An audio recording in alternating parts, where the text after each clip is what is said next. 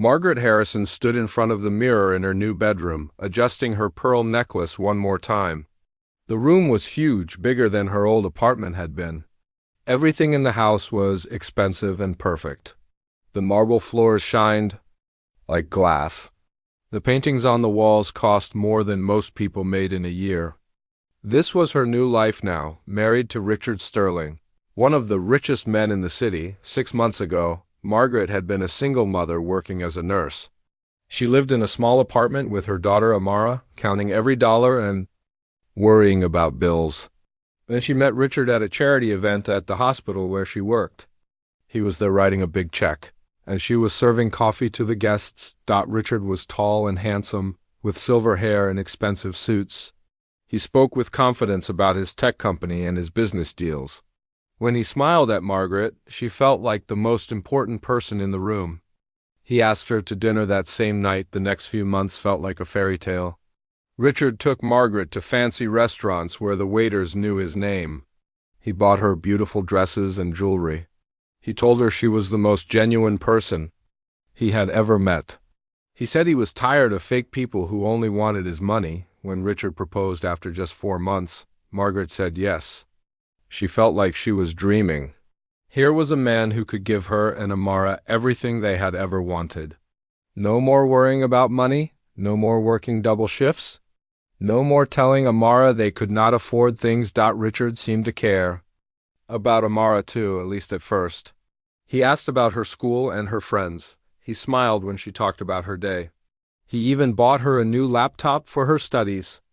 Margaret thought they would be a perfect family, but things started to change right after the wedding. The first sign was small. They were at dinner on their honeymoon, just the two of them. Richard was talking about his friends and the parties they would attend as a married couple. Of course, some events will be adults only, he said, cutting his steak. Business things, you understand. Not really appropriate for teenagers, Margaret nodded, thinking this made sense. But something in his voice made her uncomfortable. When they returned home, Richard began making comments about the house rules. Amara should eat dinner in the kitchen, not the formal dining room. That was for entertaining important guests. Amara should use the back stairs, not the main staircase. The main stairs were for family and guests.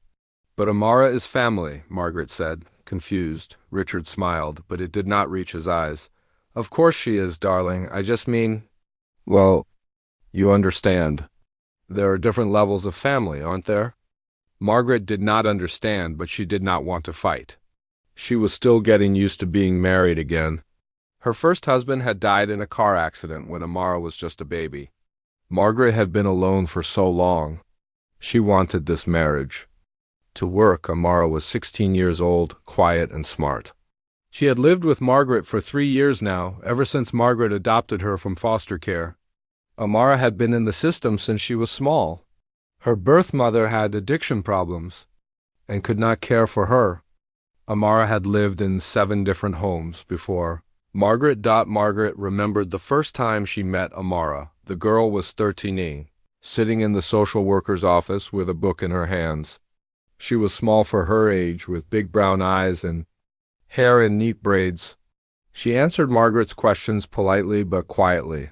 She seemed afraid to hope for anything good. I don't cause trouble, Amara had said during that first meeting. I do my homework and help with chores. I won't be any bother. Margaret's heart broke a little. No child should have to sell themselves like that.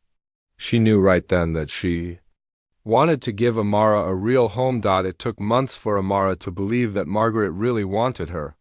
She kept her belongings packed in a bag under her bed, ready to leave at any moment. She was careful not to ask for anything. She ate whatever. Margaret cooked without complaining. She got perfect grades and never broke any rules. Slowly, Amara began to trust. She started leaving her clothes in the dresser instead of the bag. She asked if she could hang pictures on her bedroom walls. She told Margaret about her day at school. She even laughed sometimes. Margaret loved watching Amara grow more confident. The girl was incredibly smart and had opinions about everything once she felt safe to share them. She read constantly and asked thoughtful questions. She helped Margaret with everything around the house without being asked. When Margaret started, Dating Richard, she was careful to include Amara in their plans sometimes. Richard took them both to nice restaurants and movies. He seemed patient when Amara was shy around him. He never complained when she came along on their dates, but now, living in Richard's house, things felt different. Margaret noticed how Richard's smile became forced when Amara entered the room. She saw how he changed the subject when Amara tried to join their conversations. She heard him use a different tone of voice when speaking to Amara than when speaking to Margaret. The worst part was watching Amara notice too. The girl was smart and observant. She began making herself scarce when Richard was home. She ate quickly and excused herself from dinner. She spent most of her time in her room, reading or doing homework. "Is everything okay, honey?" Margaret asked one evening when she found Amara sitting on her bed with a book. "Everything's fine, Mom," Amara said, but she would not look up from the pages. Margaret sat down on the bed. "You can talk to me about anything, you know that, right?" Amara finally looked up. Her eyes were sad but determined. "I know Mr. Sterling doesn't really want me here," she said quietly. "It's okay. I understand. I'm grateful for what I have." Margaret felt tears in her eyes. "Amara, this is your home. You belong here just as much as anyone else." But even as she said the words, Margaret was not sure she believed them anymore. She had seen the way Richard looked at Amara when he thought no one was watching. She had heard him tell his friends that Margaret was wonderful and had such a big heart, but never mentioned that he had a stepdaughter. Margaret was torn between the daughter she loved and the husband she was trying to love. She wanted to believe that Richard would come around, that he just needed time to adjust to having a teenager in the house. She wanted to believe that the man who had swept her off her feet was still there, underneath the coldness she was starting to see. But late at night, lying in her big new bed next to her sleeping husband, Margaret wondered if she had made a terrible mistake. She thought about Amara just down the hall, probably reading by her bedside lamp, and trying not to feel unwanted in another home. Margaret had promised Amara that this time would be different, that this would be their forever home. Now she was not sure she could keep that promise. The fairy tale was starting to feel more like a nightmare, and Margaret did not know how to fix it. 3 months into their marriage, Richard's mask finally came off completely. It happened at their first big dinner party, an event for Richard's business partners and their wives. Margaret had spent days preparing, wanting to make a good impression. As Richard's new wife, she bought a beautiful black dress and had her hair done professionally. She practiced names and faces of the important people who would be there. She wanted Richard to be proud of her. Most of all, she wanted to fit into his world. "What about Amara?" Margaret asked the morning of the party. "Should I have her eat with us or in the kitchen?" Richard was reading his newspaper and drinking coffee. He did not look up when he answered. "Oh, I think it's best if she stays in her room tonight." "This is a business dinner, not a family gathering." Margaret felt confused. "But some of your partners have children. The Johnsons are bringing their daughter." "That's different," Richard said, finally looking at her. His voice was cold. "Their daughter belongs in that social circle. She was born into it. Amara, well, she wouldn't understand the conversations anyway." "What do you mean by that?" Margaret's voice was getting louder. Richard sighed like he was explaining something obvious to a child. "Margaret, darling, these people have known each other for years. Their families go to the same clubs, the same schools. Amara's a lovely girl, but she's not really one of us, is she?" The words hit Margaret like a slap. "Not one of us? She's your stepdaughter, Richard. She's part of our family. Is she, though?" Richard folded his newspaper and stood up. "Really? Margaret, let's be honest here. You picked her up from foster care? We don't know anything about her background or her people. I can't have my business associates wondering about our judgment in bringing someone like that into our social circle." Margaret stared at him, unable to believe what she was hearing. "Someone like what, Richard?" Richard's face showed his annoyance. "You know what I mean? Look, I admire your charity work, I really do. It shows you have a good heart. But there's a time and place for everything. Tonight is about business." Margaret wanted to argue more, but guests would be arriving soon. She did not want to start a fight right before the dinner party. She told herself she would talk to Richard about this. Later, when they could discuss it properly, she went upstairs to tell Amara about the plan. She found the girl sitting at her desk, doing homework. "Honey, about tonight's dinner party," Margaret began carefully.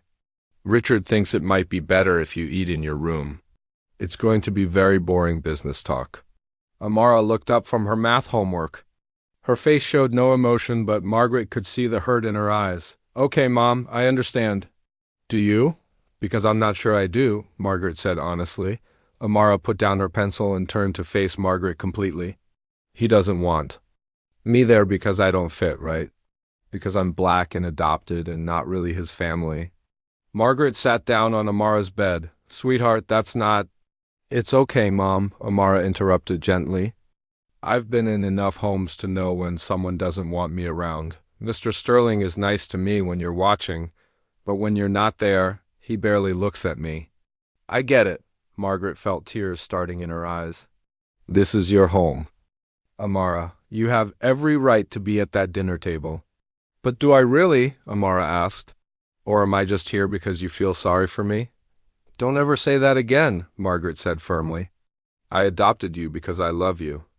You are my daughter in every way that matters." Amara smiled sadly. "I know you love me, Mom, but Mr. Sterling doesn't. And this is his house." The dinner party was a disaster for Margaret, even though Richard thought it went perfectly. She watched him charm the guests, telling jokes and making deals. He introduced her as his beautiful new wife, but never mentioned that he had a stepdaughter when Mrs. Johnson asked about children. Richard smoothly changed the subject to vacation plans. When another guest mentioned seeing Margaret at a school event, Richard looked confused and said he must have gotten his wires crossed. The worst moment came when Margaret accidentally mentioned Amara during a conversation about local schools. "Our daughter Amara goes to Lincoln High," Margaret said to Mrs. Peterson, who was talking about her son's grades. The table went quiet for a moment. Mrs. Peterson looked confused. "I didn't know you had a daughter, Richard." Richard's smile became tight. "Margaret has a soft heart for charity cases," he said with a laugh that sounded forced. "She adopted a girl from foster care a few years ago. Very admirable, really." "The way," he said, charity case made Margaret's blood boil. She excused herself and went to the bathroom, where she stood looking at herself in the mirror, wondering who she had married. When she came back, she heard Richard talking to his business partner, Mr. Davis, near the bar. "Between you and me," Richard was saying quietly, "the adoption thing was Margaret's project before we met. I'm hoping she outgrow it once we settle into married life. Maybe send the girl to boarding school or something." Mr. Davis nodded knowingly. "Sometimes women get these ideas about saving everyone. My wife went through a phase like that too." Margaret stood frozen in the doorway, unable to believe her ears. Richard was talking about Amara like she was a pet Margaret had picked up at the shelter after the guests left. Margaret confronted Richard in their bedroom. "How could you talk about Amara like that?" she demanded. "Calling her a charity case? Talking about sending her away?" Richard was taking off his tie, acting like nothing had happened. "What did you want me to say, Margaret? That I suddenly have a teenage stepdaughter that I've known for 6 months? These people have been my friends for years. They know my situation." "Your situation? What situation?" "I'm a successful businessman with a reputation to maintain," Richard said. "People expect certain things from someone in my position. A wife from the right background, children who fit into our social circle, not some random kid from foster care." Margaret could not believe this was the same man who had proposed to her on a beach in Hawaii just months ago. "You knew about Amara when you married me. If this was going to be a problem, you should have said something then." Richard's mask slipped completely then. "I thought you would see reason once you experienced this lifestyle," he said coldly. "I thought you would realize that keeping that girl around doesn't make sense anymore. You have me now. You don't need to play mother to every stray that crosses your path." "Every stray?" Margaret's voice was shaking with anger. "She's my daughter. Richard, I love her." "She's not your daughter," Richard snapped. She's not anyone's daughter. She's a foster kid you felt sorry for. There's a difference. Margaret stared at him, seeing him clearly for the first time. This was not the charming man who had courted her. This was not someone who would ever accept Amara as family. If you can't accept Amara, then you can't accept me, Margaret said quietly. Richard laughed, but it was not a nice sound. Oh, please, Margaret, don't be dramatic. You're not going to throw away this marriage over some adopted teenager. Look around you. Look at this house, this life. You were a nurse living in a tiny apartment. Now you're married to a billionaire. Are you really going to give that up? Margaret looked around the beautiful bedroom with its silk curtains and crystal chandelier. She thought about her old apartment with its leaky faucet and noisy neighbors. She thought about working double shifts and worrying about money. Then she thought about Amara, probably lying in bed right now, feeling unwanted in another home. Yes, Margaret said finally. I would give this up for her. The question is, will I have to? Richard's confident smile faded. He had expected her to back down. Margaret, be reasonable. I am being reasonable, she said. Amara is my daughter. If you married me, you married both of us. That's how families work. Richard's eyes went cold. Then maybe you need to think about what's more important to you. Your fantasy of playing happy family with some random kid or your actual marriage to me? Margaret realized then that she had married a stranger. The kind, charming man she fell in love with had never really existed. This cold, cruel person was the real Richard Sterling. That night, Margaret lay awake staring at the ceiling, listening to Richard's steady breathing beside her. She thought about Amara, who had been disappointed by adults so many times before. She thought about the promises she had made when she adopted her. She thought about the choice Richard was forcing her to make, and she realized it was not really a choice at all. She had known what she would choose from the moment he first showed his true colors. Now she just had to figure out how to protect Amara while she planned their next move. 2 weeks after the dinner party disaster, Margaret was walking through the local shopping center when she heard something that made her stop in her tracks. Beautiful piano music was flowing from the music store, a piece so lovely and complex that it drew a small crowd of listeners outside the shop. Margaret pushed through to see who was playing. Through the window, she could see an elderly Asian woman giving a lesson to a young boy.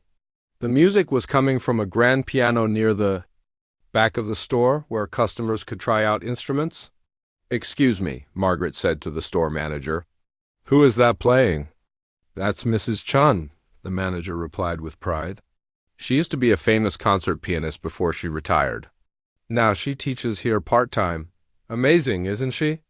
Margaret listened for a few more minutes, completely mesmerized. An idea began forming in her mind. When she got home, she found Amara in her room as usual, reading a book. Honey, have you ever thought about learning to play piano? Margaret asked, sitting on the edge of the bed. Amara looked up, surprised. Piano? I don't know anything about music, Mom. Besides, we can't afford lessons. And I don't think Mr. Sterling would want a piano in his house. Margaret had been thinking about Richard too. Just last week, Amara had asked if she could join the school choir, and Richard had made a comment about not encouraging unrealistic dreams. He seemed to think that activities like music were for other people's children, not for Amara. What if I told you I found a way to pay for lessons myself? Margaret asked carefully. Amara's eyes lit up for a moment, then grew sad again. Mom, you don't have your own money anymore. You quit your job when you married Mr. Sterling, and he made it clear he doesn't want to spend money on me for anything that isn't absolutely necessary. This was true. Richard controlled all the household finances now. He gave Margaret an allowance for groceries and personal items, but anything extra had to be approved by him. Last month, when Amara needed new shoes for gym class, Richard had complained about the cost for 20 minutes. Let me worry about the money, Margaret said. The question is, would you want to learn? Amara sat up straighter, closing her book. Really? You think I could? I think you could do anything you set your mind to, Margaret said honestly. The next day, while Richard was at work, Margaret went back to the music store. Mrs. Chun was there, organizing sheet music. She was a small woman with silver hair and kind eyes behind wire-rimmed glasses. "Excuse me," Margaret said nervously. "I heard you playing yesterday. You're incredibly talented." Mrs. Chun smiled. "Thank you, dear. Are you interested in lessons?" "For yourself?" "Actually, for my daughter. She's 16, and she's never had music lessons before. Is it too late to start?" Mrs. Chun's eyes twinkled. "It's never too late for music. But 16 is actually a wonderful age to begin seriously. The brain is still developing, but the hands are strong enough for complex pieces. Does your daughter have musical interest?" Margaret realized she had never asked Amara about music before. "I'm not sure, but she's very smart and picks up new things quickly. She's also double quotes." Margaret hesitated, then decided to be honest. "She's had a difficult life. I adopted her from foster care. I think music might be good for her." Mrs. Chen's expression softened. "Music can heal many wounds," she said gently. "Why don't you bring her by for a trial lesson? No cost, just to see if there's a spark there." Margaret felt a flutter of excitement. "That would be wonderful. But I should mention we would need to keep the lessons quiet. My husband doesn't approve of spending money on music lessons." Mrs. Chun raised an eyebrow but didn't ask questions. "I understand. Some people don't see the value in music education. We can work something out." That afternoon, Margaret told Amara about the trial lesson. The girl's face absolutely glowed with excitement, more animated than Margaret had seen her in months. "Really? A real piano lesson? Like in the movies?" "Just like in the movies," Margaret laughed. "But remember, we can't mention it to Richard." "This will be our secret for now," Amara nodded seriously. "I'm good at keeping secrets, Mom. I've had lots of practice." The next day, Margaret picked Amara up from school and drove to the music store. Amara was quiet in the car, but Margaret could see her fidgeting with excitement. Mrs. Chun greeted them warmly and led Amara to the piano. "Have you ever touched piano keys before, dear?" "Only once," Amara admitted. "At school, during lunch break. But the music teacher told me to stop because I didn't have permission." Mrs. Chun frowned at this, but simply said, "Well, here you have my permission to touch as many keys as you like." She showed Amara how to sit properly, how to curve her fingers, how to find middle C. Then she played a simple scale and asked Amara to try copying it. What happened next amazed both Margaret and Mrs. Chun. Amara didn't just copy the scale, she played it perfectly on the first try, her fingers naturally finding the right position. Then, without being asked, she played it backwards. "Interesting," Mrs. Chun murmured. "Try this." She played a simple melody, just 5 notes. Amara listened carefully, then played it back exactly. Then she played it again, but added harmony with her left hand. Mrs. Chun and Margaret exchanged glances. "Where did you learn to do that, dear?" Mrs. Chun asked. Amara looked confused. "Do what? Did I do something wrong?" "Not wrong at all," Mrs. Chun said quietly. "Very, very right." She turned to Margaret. "Your daughter has perfect pitch and natural musical instincts that I rarely see, even in students who've been playing for years." Margaret felt tears in her eyes. "Does that mean she's talented?" "Talented is an understatement," Mrs. Chun said, watching as Amara continued experimenting with the keys, creating little melodies without any instruction. "This kind of natural ability is extremely rare. With proper training, she could be exceptional." For the next hour, Mrs. Chun worked with Amara on basic techniques. The girl absorbed everything like a sponge, asking thoughtful questions and making connections that impressed even the experienced teacher. "I love how it feels," Amara said as her fingers moved across the keys. "Like the music was already inside me, and the piano is helping me let it out." Mrs. Chun smiled. "That's exactly what music should feel like." On the drive home, Amara was bubbling with excitement. "Mom, did you hear what Mrs. Chang said? She thinks I could really learn to play. She said I have natural talent." Margaret had never seen Amara so happy and confident. It was like watching a flower bloom. "She also said you could be exceptional, baby. That means really, really good." "Do you think Mr. Sterling might let me take real lessons if he knew how much I love it?" Amara asked hopefully. Margaret's heart sank. She remembered Richard's comments about unrealistic dreams and knowing your place. She couldn't imagine him being supportive of this, especially since it would cost money and take time away from Amara's chores and homework. Let's keep this between us for now, Margaret said carefully, until we figure out the best way to approach him. But Margaret was already making plans. She had some jewelry from her first marriage that she had never worn. Maybe she could sell a piece or two to pay for lessons. Richard would never notice. He barely paid attention to what she wore anyway. That night, after Richard went to sleep, Margaret went to Amara's room. The girl was still awake, staring at the ceiling with a big smile on her face. "I keep hearing the music in my head," Amara whispered. "Is that normal?" "I think it means you're meant to play piano," Margaret whispered. "Back, Mom," Amara said seriously. "Thank you for today. It was the best day I've had in a long time." Margaret kissed her forehead. "You deserve to have something that makes you happy, sweetheart.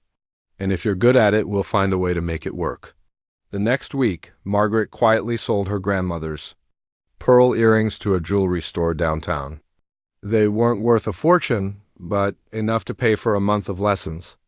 She told the jeweler she was downsizing her collection. When she brought the cash to Mrs. Chun, the teacher looked at her with understanding eyes. "Music lessons are important," Mrs. Chun said simply, not asking questions about why Margaret was paying in cash or why they needed to keep the lesson secret. "Your daughter has a gift. It would be a crime not to nurture it," and so began Amara's secret musical education. Twice a week, Margaret would pick her up from school and drive to the music store. Amara would spend an hour with Mrs. Chun learning techniques and theory, but mostly just playing and discovering what the piano could do. Within 2 weeks, Mrs. Chun moved Amara beyond beginner pieces to intermediate-level music. Within a month, she was playing compositions that most students took years to master. "I've never seen anything like it," Mrs. Chun told Margaret. "She doesn't just play the notes. She understands the music, feels it. Watch her face when she plays. She's not thinking about finger positions or timing. She's telling a story." Margaret would sit in the corner during lessons, watching her daughter transform at the piano. At home, Amara was quiet and careful, always trying not to take up too much space. But at the piano, she was confident and expressive, her whole body moving with the music. The hardest part was keeping it secret at home. Amara would catch herself humming melodies, then quickly stop when Richard entered the room. Margaret had to be careful not to mention where they had been during their afternoon outings, but it was worth it to see Amara so happy. For the first time since moving into Richard's house, the girl had something that was entirely her own. Something after 3 months of secret lessons, Mrs. Chun called Margaret with excitement in her voice. "I need to speak with you and Amara. Today after her lesson, something wonderful has come up." Margaret's heart raced as she drove to pick up Amara from school. During the car ride, she noticed Amara seemed more confident lately. The girl hummed softly sometimes, and there was a new light in her eyes that hadn't been there before. "How was school today?" Margaret asked. "Good," Amara replied, then hesitated. "Mom, my English teacher, Mrs. Rodriguez, asked me if I play any instruments. She said she heard me humming a classical piece during study hall, and she was impressed that I knew it." Margaret felt a spike of worry. "What did you tell her?" "I said I was just interested in music," Amara said quickly. "I didn't mention the lessons." "But she said the school is looking for talented students to audition for the spring concert. She thought I might be interested." "What kind of audition?" Margaret asked carefully. "Piano," Amara said, her voice getting excited despite her attempt to stay calm. "She said they need someone who can play classical pieces. The regular pianist. Graduated last year." Margaret's mind raced. This could be wonderful for Amara, but it would also expose their secret. Richard would find out about the lessons, and she had no idea how he would react. "Let's see what Mrs. Chun thinks," Margaret said diplomatically. At the music store, Mrs. Chun was practically glowing with excitement. After Amara's lesson, she sat them both down with a serious expression. "I've been contacted about something extraordinary," she began.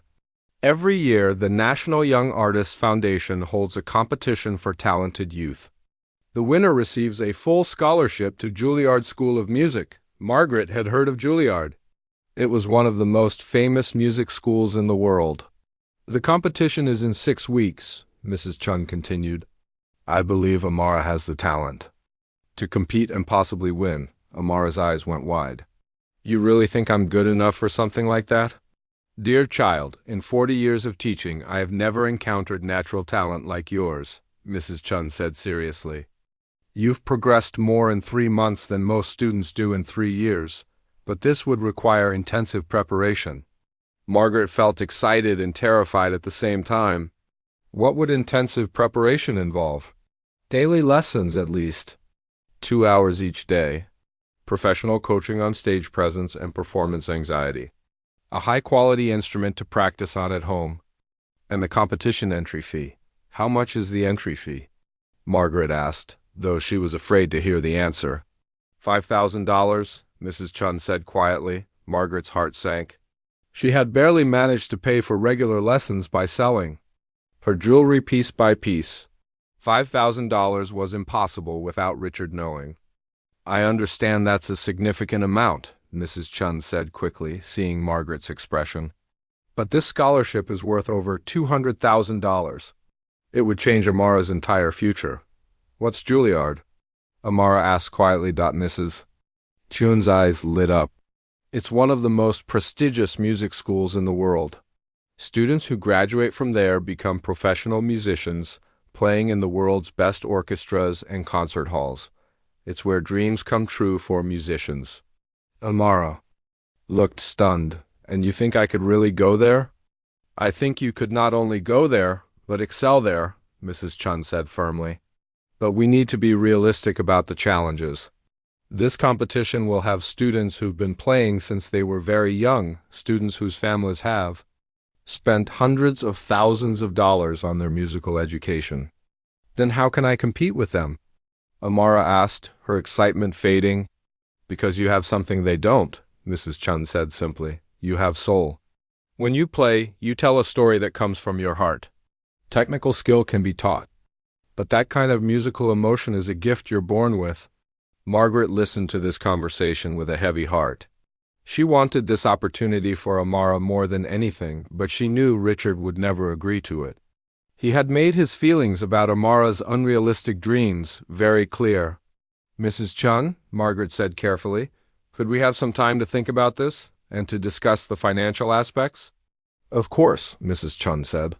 But don't take too long. If Amara is going to compete, we need to start intensive preparation immediately. On the drive home, Amara was quiet. Finally, she spoke up. It's the money, isn't it? We can't afford it. Margaret pulled over and turned to look at her daughter. Sweetheart, I would find a way to pay for this if I could. But $5,000 is more than I can manage right now. What if you told Mr. Sterling about my lessons? What if he could see how good I am? Margaret thought about Richard's comments about knowing your place and not encouraging unrealistic dreams. She thought about how he had called Amara a charity case at the dinner party. I don't think Richard would be supportive of this, Margaret said honestly. Because he doesn't think I'm worth it, Amara said, matter-of-fact. No, baby. Because he doesn't understand what this means. He doesn't see your talent the way Mrs. Chun and I do. That evening, Margaret decided to test the waters with Richard. She waited until they were having dinner, just the two of them. Amara was eating in the kitchen as usual. Richard, Margaret began carefully, hypothetically, if Amara had a special talent for something, would you be interested in supporting it? Richard looked up from his steak. What kind of talent? Music, maybe. Piano, Richard laughed, but it wasn't a nice sound. Margaret, darling, we've talked about this. It's important not to encourage unrealistic expectations. That girl needs to focus on practical skills that will help her get a job someday. But what if she was really good at it? What if she had professional-level talent? Even if that were true, which I doubt, a career in music is incredibly difficult, Richard said dismissively. It's fine as a hobby, but she needs to be realistic about her future. She should be thinking about community college and practical job training, not fantasies about being a musician. Margaret felt her heart breaking. What if there was a scholarship opportunity? Something that wouldn't cost us anything? Richard's expression grew cold. Margaret, I thought we agreed that you would stop these rescue fantasies. That girl has been given more opportunities than most kids in her situation ever get. She has a roof over her head, food to eat, and access to a good education. Isn't that enough? She's not just that girl, Richard. She's my daughter. She's a foster child you took pity on, Richard said sharply. And while I admire your charitable instincts, I won't have you filling her head with impossible dreams. It's cruel to give her hope for things she can never achieve. How do you know what she can achieve if you never give her a chance? Richard put down his fork and looked at Margaret seriously. Because I know how the world works. People like us, people with money and connections, we can afford to pursue artistic dreams because we have safety nets. People like her need to. And a practical. The sooner she learns that, the better off she be. Margaret realized there was no point in continuing this conversation. Richard had made up his mind about Amara's limits before he ever got to know her.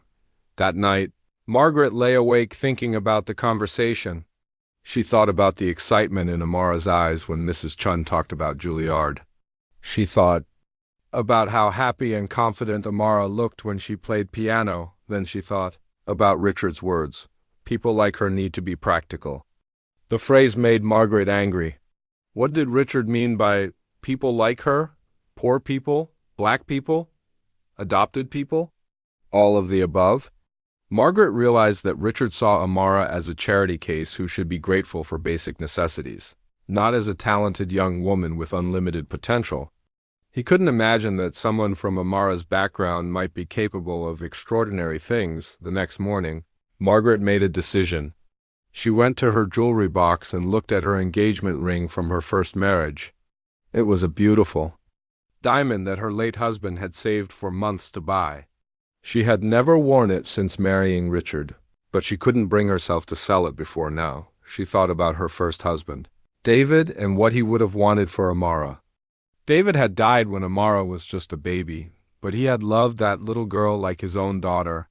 He would have wanted her to have every opportunity to succeed. Margaret took the ring to 3 different jewelry stores to get appraisals. The highest offer was $4,500. It wasn't quite enough for the entry fee, but it was close. She spent the afternoon thinking about how to raise the additional $500. She could sell more jewelry or maybe some of her books. She could find a way, but first, she had to tell Amara that they were going to try for this scholarship. No matter what Richard thought about it, that evening, she found Amara in her room, doing homework. Honey, I need to talk to you about the competition, Margaret said, sitting on the bed. Amara looked up hopefully. Did you figure out the money situation? I'm working on it, Margaret said. But I need you to understand something. If we do this, we'll have to keep it secret from Richard. He wouldn't approve. Because he doesn't think I'm good enough, Amara said sadly. Because he doesn't understand how good you are, Margaret corrected. But I do. The next morning, Margaret drove to the jewelry store with her first husband's engagement ring. Her hands shook as she handed it to the appraiser. This ring represented so many memories. David's nervous proposal, their small wedding, the dreams they had shared before his life was cut short. $4,500 is my final offer, the jeweler said, after examining the diamond carefully. Margaret took a deep breath. I'll take it. Walking out of the store with the cash felt like closing a chapter of her life, but she knew David would have approved. He had always put family first, and Amara was family. She still needed $500 more for the entry fee. That afternoon, while Richard was at work, she went through the house looking for things she could sell. She found some expensive perfumes Richard had bought her that she never used, a designer purse she had worn only once, and some books from her nursing school days that might have value. The perfumes brought in $200 at a consignment shop. The purse got her another $150. The textbooks were harder to sell, but she finally found a medical student who bought them for $100. She was still $50 short. Margaret looked through her jewelry box again and found a gold bracelet her grandmother had left her. It wasn't worth much, but the antique dealer gave her $75 for it.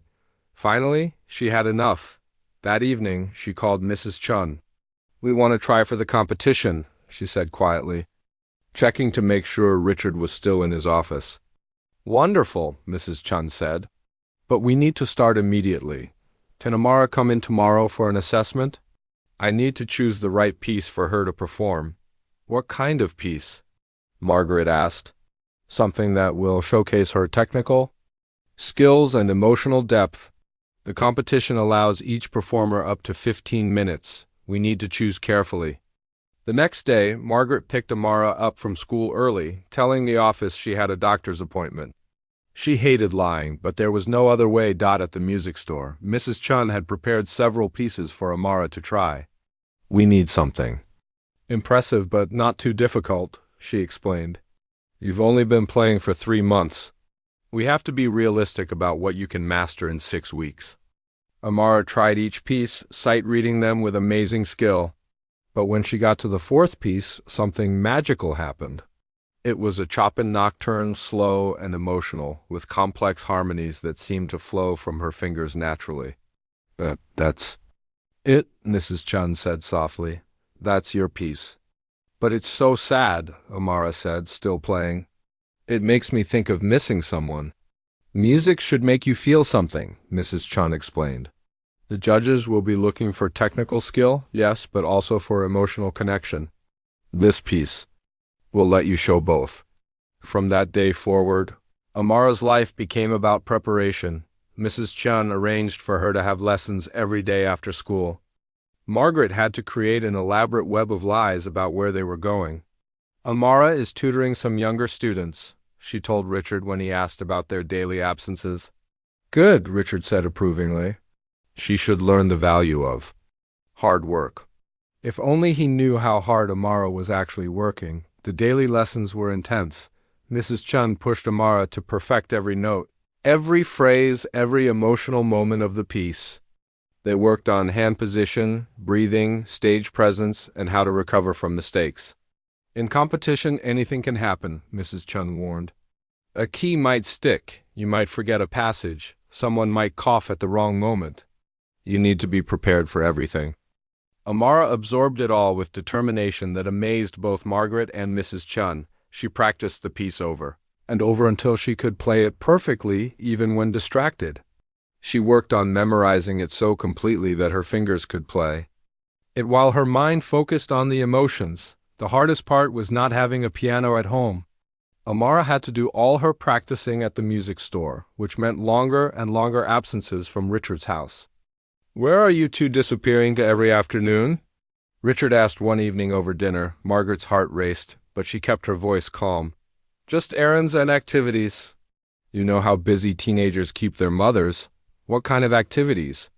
Richard pressed. School stuff mostly, Margaret said vaguely. Study groups, volunteer work. Normal teenage things.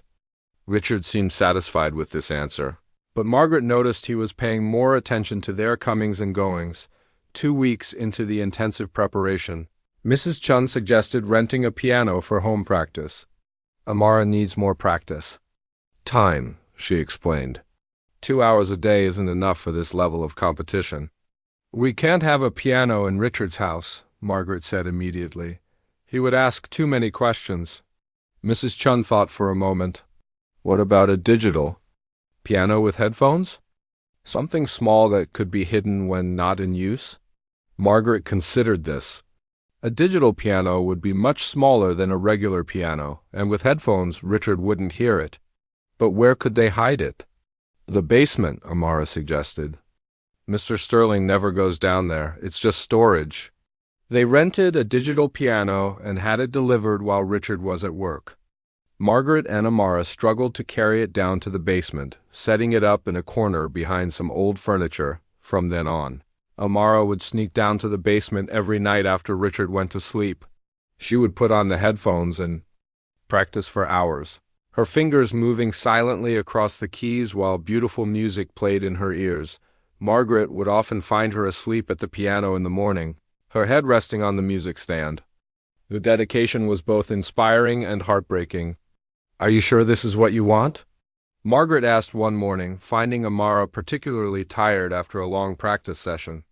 Mom, this is the first time in my life I've been really good at something, Amara said seriously. I mean, really good. Good enough that people notice. Good enough that it might actually matter, Margaret understood. Amara had spent her life being overlooked, dismissed, or seen as a burden. For the first time, she had something that was entirely her own, something that made her special. 3 weeks before the competition, Mrs. Chun arranged for Amara to perform for a small audience at the music store. You need experience playing for people, she explained. It's very different from practicing alone. The audience was just a few other music teachers and some advanced students, but Amara was nervous. Her hands shook as she sat down at the piano. Remember, Mrs. Chen whispered, the music is already inside you. Just let it out. Amara took a deep breath and began to play. For the first few measures, Margaret could see her tension. But as the music took over, Amara relaxed into the piece. Her whole body moved with the melody, her face showing every emotion the music contained. When she finished, there was complete silence for a moment. Then the small audience erupted in applause. That was extraordinary, one of the other teachers said. How long has she been playing? 4 months, Mrs. Chung said proudly. 4 months? The teacher looked shocked. That's impossible. But Margaret knew it wasn't impossible. She had watched Amara transform from a quiet, careful girl into someone confident and passionate. Music had unlocked something in her daughter that had been waiting to come out. 1 week before the competition, disaster almost struck. Richard came home early from work and noticed the car wasn't in the garage. Where are Margaret and the girl? He asked the housekeeper. They went out this afternoon, the housekeeper replied. They didn't say where. When Margaret and Amara returned from their lesson, Richard was waiting in the living room. Where were you? He demanded. Margaret's mind raced. They were supposed to be at a study group, but they were 3 hours late. And the session ran long, she said weakly. What kind of study group lasts until 8 o'clock at night? They were working on a big project, Amara said quickly. For history class, about the civil rights movement. Richard looked at them suspiciously, but seemed to accept this explanation. Well, in the future, call if you're going to be late. I was beginning to worry. That night, Margaret realized how close they had come to discovery. Richard was getting more suspicious, and they were running out of believable excuses. Maybe we should tell him, Amara suggested when they talked in her room later. Maybe if he saw how good I am ... Not yet, Margaret said firmly. Let's get through the competition first. If you win, it will be harder for him to dismiss your talent. 3 days before the competition, Mrs. Chun had final advice for them. No matter what happens on that stage, you should be proud, she told. Amara, you've worked harder than any student I've ever taught. You've achieved something remarkable, but what if I mess up? Amara asked. What if I forget the music or my hands shake too much? Then you'll recover and keep playing, Mrs. Chun said simply. Perfection isn't what makes a great performance. Heart is what makes a great performance. And you have more heart than anyone else in that competition? Margaret looked at her daughter, confident now in a way she had never been before, ready to compete with students who had been playing piano their entire lives. Win or lose, the competition had already changed Amara's life. Now they just had to keep their secret for 3 more days. The morning of the competition, Margaret woke up before her alarm. Her stomach was full of butterflies, and she could only imagine how Amara must be feeling. She crept down the hall to check on her daughter and found Amara's bed empty, following the sound of very quiet music. Margaret went down to the basement. There was Amara, still in her pajamas, playing her competition piece with the headphones on. Her eyes were closed, and she swayed gently with the music. Margaret waited until Amara finished the piece before tapping her on the shoulder. Amara jumped and pulled off the headphones. Mom!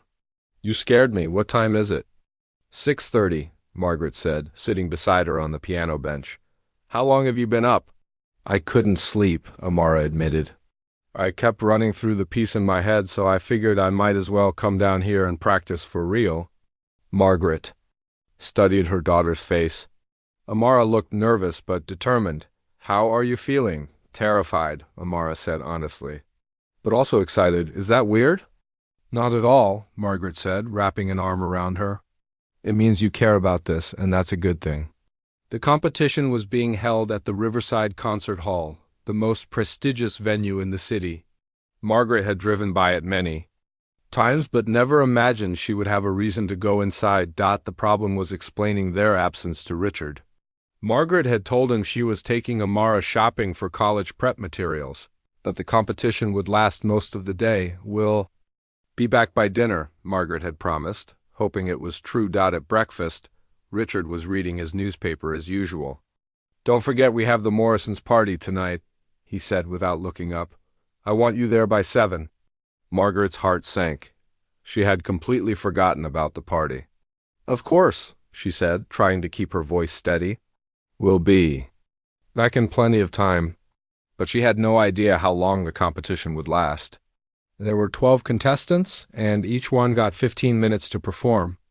Plus, there would be breaks and deliberation time for the judges. After Richard left for work, Margaret and Amara got ready carefully. Mrs. Chun had helped them choose Amara's outfit, a simple black dress that looked elegant but not too fancy. Margaret had bought it at a discount store, but with Amara's natural grace, it looked expensive. You look beautiful, Margaret said, as Amara stood in front of the mirror. I look scared, Amara replied, but she was smiling. They arrived at the concert hall 2 hours early for Amara's scheduled practice time. The building was even more impressive inside than outside. The lobby had marble floors and crystal chandeliers. Classical music played softly from hidden speakers. Other contestants were already there with their families.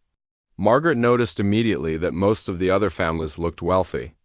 The parents wore designer clothes and spoke in confident voices about their children's musical achievements. Sarah has been playing since she was 4, one mother was saying loudly. She's already performed with the youth symphony 3 times. Well, Michael just got back from a summer program in Vienna, another parent bragged. His teacher there said he has professional potential. Margaret felt out of place in her simple dress and discount store shoes. But then she looked at Amara, who was listening to the other contestants with interest rather than intimidation. They're all really good, Amara whispered to Margaret. So are you, Margaret whispered back firmly. Mrs. Chun arrived and greeted them warmly. She looked around at the other families and seemed to understand Margaret's nervousness. Talent comes from the heart, not from the wallet, she said quietly to Margaret. Don't let their fancy clothes intimidate you. The practice rooms were small soundproof spaces with upright pianos. Amara had 30 minutes to warm up and run through her piece one final time. Just play it like you did last night, Mrs. Chun advised. Don't try to be perfect, try to tell the story. While Amara practiced, Margaret walked around the concert hall lobby. She picked up a program and saw the list of judges. They were all accomplished musicians, professors from conservatories, former professional performers, music critics from major newspapers, looking at their impressive biographies. Margaret felt a moment of doubt. What was she doing here? Amara had only been playing for 4 months. These judges would see right through them, but then she heard Amara's music floating from the practice room, even through the soundproof walls. The melody was hauntingly beautiful, filled with emotion that seemed impossible from someone so young. People in the lobby stopped their conversations to listen. A few moved closer to the practice room door, drawn by the music. Who is that playing? Margaret heard someone ask. I don't know, came the reply, but they're extraordinary. Margaret felt a surge of pride and confidence. Amara belonged here, regardless of how long she had been playing or where she came from. When practice time was over, they went into the main concert hall. Margaret gasped when she saw it. The ceiling was painted with angels and clouds. The stage was huge, with a magnificent grand piano in the center. Red velvet seats stretched back in rows that seemed to go on forever. It's like a palace, Amara whispered, her eyes wide. The contestants drew numbers to determine the order of performance. Amara drew number 8, which meant she would perform in the middle of the competition. That's good, Mrs. Chun said. Not too early when the judges are still settling in, not too late when they're getting tired. The first contestant was a 12-year-old boy who had been playing since he was 3. He performed a technically difficult piece with impressive skill, but to Margaret's ears it sounded mechanical. There was no emotion in his playing. The second contestant was better. A 15-year-old girl who played with both skill and feeling. Margaret felt her confidence wavering again. How could Amara compete with this level of talent? But as more contestants performed, Margaret began to notice something. They were all technically excellent, but many of them seemed to be playing to impress rather than to communicate. Their pieces were complicated but cold. When contestant number 7 finished, Margaret felt her heart start racing. Amara was next. "Remember," Mrs. Chun whispered as Amara stood up, "the music is already inside you. Just let it out." Margaret watched her daughter walk onto that enormous stage, looking tiny next to the grand piano. But as Amara sat down and adjusted the bench, something changed in her posture. She became focused and calm. The audience settled into silence. Margaret held her breath, and then Amara began to play. The first notes of the Chopin Nocturne filled the concert hall with pure beauty. But this wasn't the same piece Margaret had heard Amara practice hundreds of times. This was something deeper, more personal. Amara's whole body moved with the music. Her face showed every emotion: sadness, hope, longing, peace. She wasn't just playing the notes. She was living them. Margaret looked around the audience and saw people leaning forward in their seats. Some had tears in their eyes. The judges, who had been taking notes during other performances, had stopped writing and were simply listening. The piece built to its emotional climax, and Amara's playing became more passionate, more urgent. Then it settled into the gentle ending, soft and peaceful like a lullaby.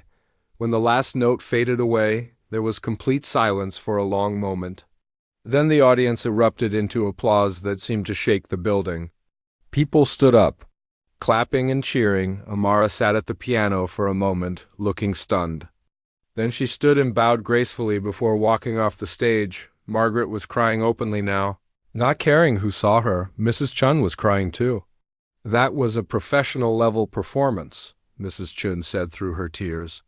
"I've never heard anything like it from someone so young." When Amara reached them in the audience, she was glowing with excitement and relief. "How did I do?" she whispered to Margaret. "You were perfect," Margaret whispered back, hugging her tightly. But even as Margaret celebrated her daughter's incredible performance, she was watching the clock.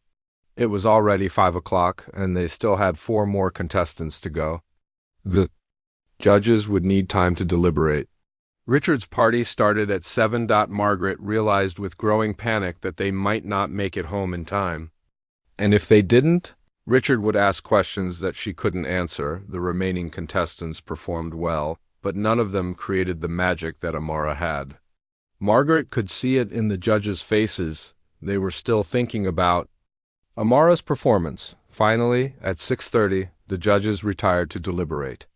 Margaret checked her phone and saw 3 missed calls from Richard. "We have to go," she whispered to Mrs. Chun. "Can you call us with the results?" "The awards ceremony is in 15 minutes, Mrs. Chun protested. "She might win." "I know, but—" "We can't stay," Margaret said desperately. "I'll explain later." They were gathering their things to leave when an official approached them. "Excuse me, are you Amara Harrison's family?" "Yes," Margaret said nervously. "The judges would like to speak with you privately before the results are announced. Could you follow me, please?" The official led Margaret, Amara, and Mrs. Chun to a small room behind the stage. Margaret's phone buzzed again, another call from Richard. Her hands were shaking as she declined it. "We really can't stay long," Margaret said to the official. "This will just take a moment," the man assured her. 3 judges entered the room. Margaret recognized them from their photos in the program. Dr. Elizabeth Hartwell from the Manhattan Conservatory, Professor James Liu from Berkeley, and Maria Santos, a famous concert pianist. "Miss Harrison," Dr. Hartwell began, looking at Amara with kind but serious eyes, "we need to ask you some questions about your performance." Margaret felt panic rising in her chest. Had they figured out that Amara had only been playing for 4 months? Were they going to disqualify her? "How long have you been studying piano?" Professor Liu asked. Amara looked at Margaret nervously, then back at the judges. 4 months, she said quietly. The 3 judges exchanged glances. 4 months? Dr. Hartwell repeated. Are you certain? Yes, ma'am, Amara said. My mom started taking me to Mrs. Chun in September. And before that you had no musical training at all? Maria Santos asked. No, ma'am. I touched a piano once at school, but that's all. Professor Liu leaned forward. Miss Harrison, what you just performed requires years of technical development and emotional maturity. Are you telling us you learned that piece in 4 months? Yes. Sir, Amara said, her voice getting smaller. Did I do something wrong? Dr. Hartwell smiled gently. My dear, you did nothing wrong. What you did was extraordinary. In 30 years of judging competitions, I have never encountered raw talent like yours. Margaret felt relief wash over her. They weren't in trouble. We've already reached our decision, Maria Santos said. But we wanted to meet you personally, because what we witnessed tonight was truly remarkable. Margaret's phone rang again. This time she had to answer it. I'm sorry, she said to the judges. I need to take this call. She stepped into the hallway. Richard, I'm so sorry. We got delayed with ... Where are you, Margaret? Richard's voice was cold with anger. The Morrisons' party started an hour ago. I've been calling you all day. I know, I'm sorry. We're on our way home now. From shopping? What store stays open until 7 on Saturday? Margaret's mind went blank. She couldn't think of a believable lie. We'll be home soon, she said weakly. We need to talk when you get here, Richard said, and hung up. Margaret returned to the room where the judges were still talking with Amara.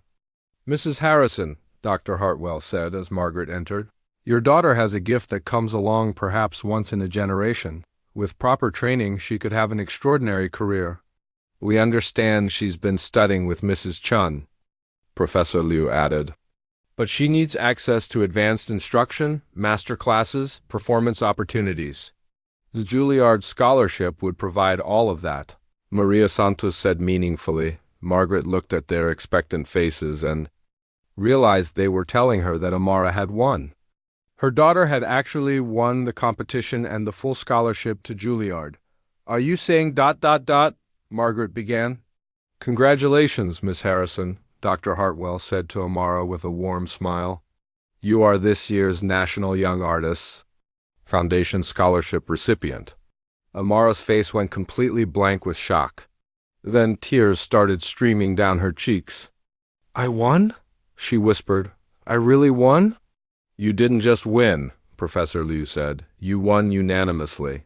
All 3 judges agreed immediately after your performance. Mrs. Chun was crying and hugging Amara. Margaret felt like she was in a dream. Her daughter, the quiet girl who had been dismissed and overlooked her entire life, had just won one of the most prestigious music scholarships in the country. However, Dr. Hartwell continued, we need to discuss next steps immediately. The scholarship includes admission to Juilliard's pre-college program, which begins in 2 weeks. 2 weeks? Margaret said, shocked. I know it's short notice, Maria Santos said. But given Miss Harrison's age and exceptional talent, we don't want to waste time. She needs to move to New York and begin intensive study immediately. Margaret's mind reeled. New York, in 2 weeks? How could she explain this to Richard? Mrs. Harrison, Professor Liu said gently, you seem concerned? Is there a problem with the timeline? Margaret looked at Amara, who was still crying with joy and shock. How could she explain that her husband didn't even know Amara had been taking piano lessons, let alone competing for scholarships? It's complicated, Margaret said finally. My husband doesn't know about any of this. He doesn't approve of music lessons for Amara. The 3 judges looked stunned. He doesn't know his stepdaughter just won a full scholarship to Juilliard? Dr. Hartwell asked. He doesn't think she should pursue music at all, Margaret admitted, feeling ashamed. Mrs. Harrison, Maria Santos said seriously, this scholarship is worth over $200,000. More importantly, your daughter has the potential to become a professional musician at the highest level. This is not a hobby or a phase. This is her calling. I know, Margaret said, tears in her eyes. I know how talented she is, but my husband. She trailed off, not knowing how to explain Richard's attitude. May I ask, Professor Liu said carefully, why your husband's approval is necessary? This is your daughter's future we're talking about. Margaret realized how it sounded to these accomplished people. Here was her daughter, offered the opportunity of a lifetime, and she was worried about her husband's reaction. You don't understand, she said weakly. It's complicated. Double quotes. Mrs. Chung spoke up. Margaret has been paying for lessons in secret. Her husband has been unsupportive of Amara's musical development. The judges exchanged concerned glances. Dr. Hartwell leaned forward. Mrs. Harrison, I don't know your family situation, but I do know this talent like your daughter's cannot be wasted. If there are obstacles to her accepting this scholarship, we need to know about them now so we can help. Margaret's phone rang again. Richard's name appeared on the screen. I have to go, Margaret said desperately. We're already in trouble for being late. Wait, Dr. Hartwell said. We need to arrange the details of the scholarship. There are forms to sign, arrangements to make. Can we do it Monday? Margaret asked. I promise we want the scholarship. I just need time to figure out how to handle this at home. The judges looked worried but agreed. They gave Margaret their contact information and made her promise to call. First thing Monday morning. As they drove home, Amara was quiet despite her incredible achievement. Mom, she said finally, what if Mr. Sterling won't let me take the scholarship? Margaret gripped the steering wheel tighter. That's not going to happen, she said firmly. We'll find a way. But even as she said it, Margaret wasn't sure how. She knew Richard well enough to know he would not be pleased about being deceived. And she knew he would not see Amara's scholarship as the amazing opportunity. They pulled into the driveway at 8:30. Richard's car was there, which meant he had come home from the party early. That was not a good sign. As they walked to the front door, Margaret could see Richard standing in the living room window, watching them. His expression was not welcoming. Remember, Margaret whispered to Amara, no matter what happens, you won today.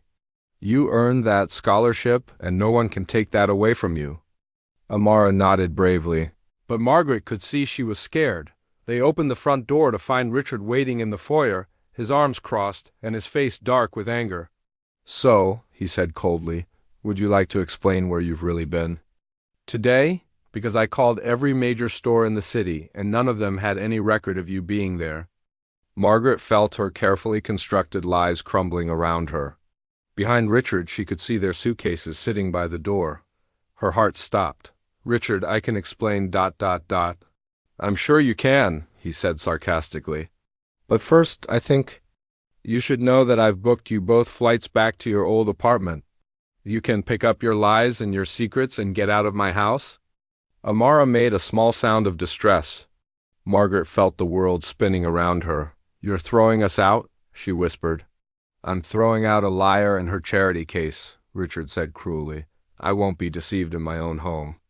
And in that moment, Margaret realized that Richard had just made the decision easier for her. They didn't have to figure out how to tell him about the scholarship. They were free to accept it. Margaret looked at the suitcases by the door, then at Richard's angry face, then at Amara, who was trying not to cry. Suddenly, instead of feeling defeated, Margaret felt something she hadn't felt in months. Relief. You know what, Richard? Margaret said, her voice getting stronger. You're right, we should leave. Richard looked surprised. He had clearly expected her to beg and apologize. But before we go, Margaret continued, I think you should know what you're throwing away. She turned to Amara, who was standing small and scared by the door. Tell him, honey. Tell him what happened today. Amara looked confused. Mom, I don't think... Tell him, Margaret said firmly. You have nothing to be ashamed of. Amara took a deep breath and looked at Richard. I won a competition today, she said quietly. A piano competition? Richard's face showed his confusion and annoyance. What are you talking about? You don't play piano. Yes, I do, Amara said, her voice getting stronger. I've been taking lessons for 4 months, and today I won the National Young Artists Foundation Scholarship to Juilliard. Richard stared at her like she was speaking a foreign language. That's impossible. You're making this up. Margaret pulled out her phone and showed him the photos she had taken at the concert hall. Look at these, Richard. Look at your stepdaughter. On that stage. Richard looked at the photos, his expression changing from anger to confusion to disbelief. This is some kind of joke. It's not a joke, Margaret said. While you were busy telling Amara she wasn't good enough for anything, she was becoming extraordinary at something you never even gave her a chance to try. Even if this is true, Richard said, but his voice was less certain now, it doesn't excuse the lying and deception. You're right, Margaret said. I shouldn't have had to lie. I should have been able to tell my husband that my daughter was talented and needed support. But you made it clear that wasn't possible, Amara spoke up, her voice quiet but firm. Mr. Sterling, I know you don't think much of me. I know you think I don't belong in your world. But today, 3 famous musicians told me I have a gift. They said I could have a real career in music. Richard looked at her as if seeing her for the first time. The angry, dismissive expression was fading, replaced by something that might have been uncertainty. How much did this competition cost? He asked finally. $5,000 for the entry fee, Margaret said, which I paid by selling my engagement ring from my first marriage. Richard's face went pale. You sold David's ring? Because you wouldn't support her dreams, Margaret said. Because you called her a charity case and said she should know her place. For the first time since they had known him, Richard looked genuinely uncomfortable. He sat down heavily in his chair, staring at the photos on Margaret's phone. I don't understand, he said slowly. How could she be that good after only 4 months? Because she's gifted, Margaret said simply. Because she has talent that goes beyond money or background or social connections. Because she's extraordinary. And you were too prejudiced to see it. Richard was quiet for a long time, looking back and forth between the photos and Amara. Finally, he spoke. What exactly does this scholarship include? Full tuition to Juilliard, Amara said. Room and board in New York, private lessons with master teachers. Everything I need to become a professional musician. When would you start? In 2 weeks, Margaret said. We would need to move to New York immediately. Richard stood up and walked to the window, his back to them. Margaret and Amara waited, not knowing what he was thinking. When he turned around, his face looked different.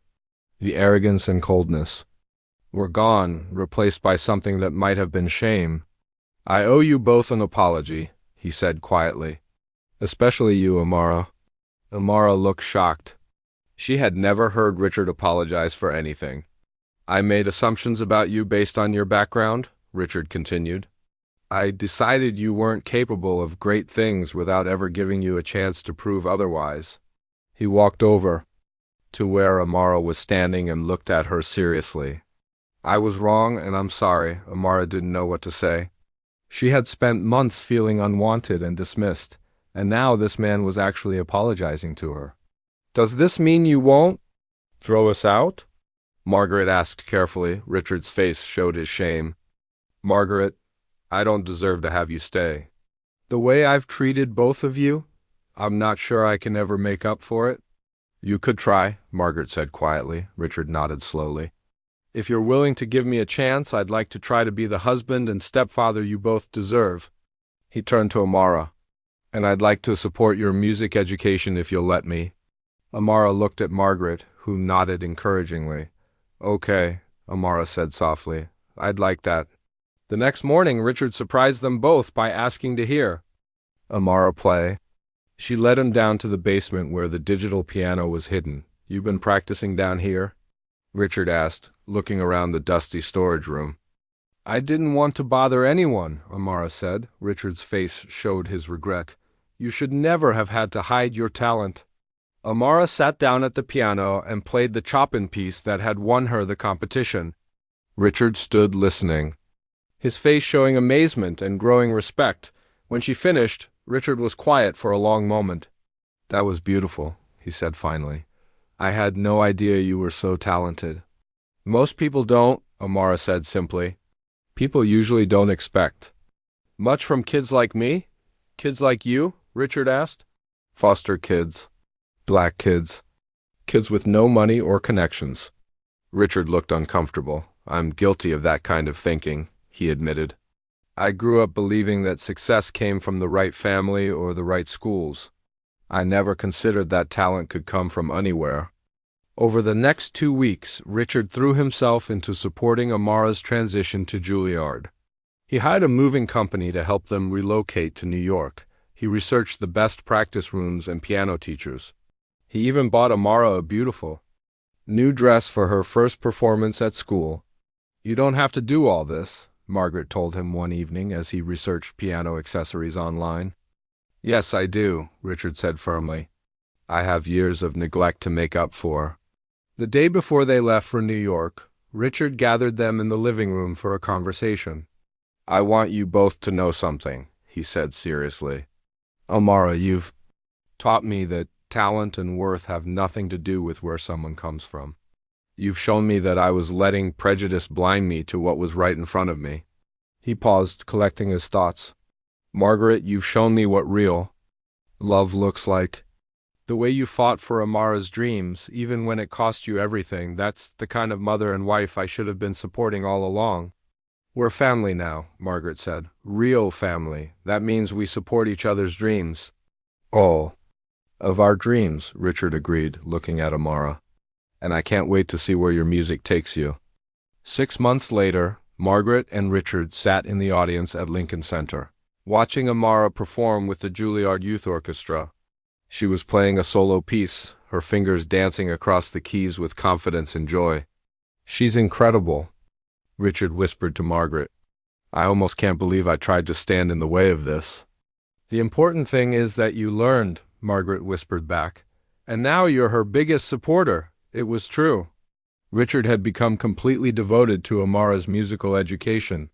He attended every performance, bragged about her talent to anyone who would listen, and even started taking piano lessons himself so he could better understand her world. After the performance, they went backstage to congratulate Amara. She was glowing with happiness, surrounded by her fellow students and teachers. How did it feel out there? Margaret asked, hugging her. Like flying, Amara said with a huge smile. Like I was exactly where I'm supposed to be. Richard stepped forward with a small wrapped box. I have something for you, he said. Amara opened it to find a beautiful silver locket. Inside was a tiny photo of the three of them together as a family. I wanted you to have something to remind you that you're loved and supported, no matter how far your music takes you, Richard said. Amara's eyes filled with tears as she hugged him. Thank you, she whispered, for everything. Thank you, Richard replied, for teaching me what really matters. As they walked out of Lincoln Center together, Margaret reflected on how much their lives had changed. A year ago, she had been married to a man who saw her daughter as a burden. Now she was married to a man who saw Amara as a blessing and a source of pride. What are you thinking about? Richard asked, noticing her thoughtful expression. Just, how everything worked out, Margaret said. How sometimes the things that seem like disasters turn out to be exactly what we needed. You mean me throwing you out that night? Richard asked with a rueful smile. I mean all of it, Margaret said. Amara's talent being discovered, your attitude changing, our family becoming real? Amara walked between them, wearing her new locket and humming a melody she was composing. She was no longer the quiet, careful girl who tried not to take up space. She was confident, talented, and loved. You know what the best part is? Amara said suddenly. What's that, sweetheart? Margaret asked. I get to show other kids that dreams really can come true, Amara said. Kids like me, who think they're not good enough or don't deserve good things.